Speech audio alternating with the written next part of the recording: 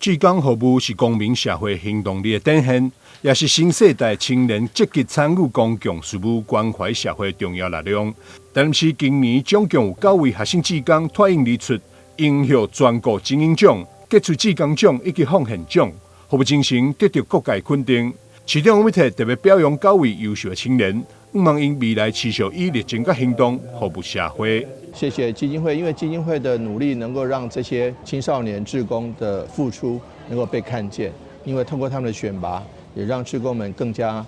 被肯定，也肯定自己。那所以说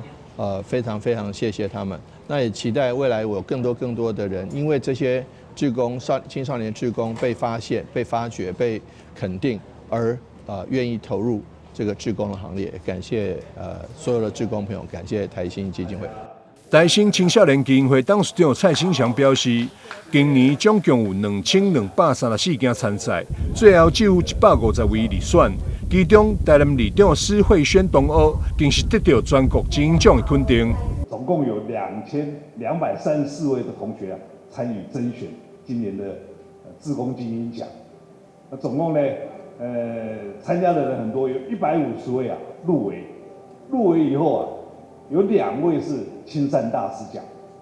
有8位是全国的精英奖，另外20位是杰出的志工奖，还有其他的奉献奖。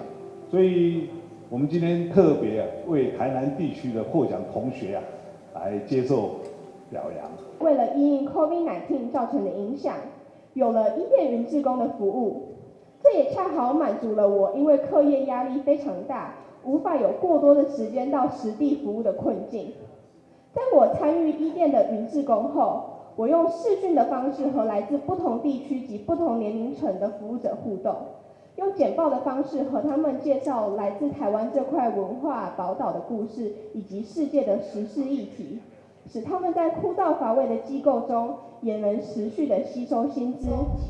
教育局表示，得奖学生用热情、创意和坚持投入志工服务行列，不仅改变他人的生命，也为社会助力持续不断正能量。更感谢台新青少年基金会长期推动志工表扬，让少年人的善行被看到。希望未来会当鼓舞更多青年学子加入志愿服务的行列。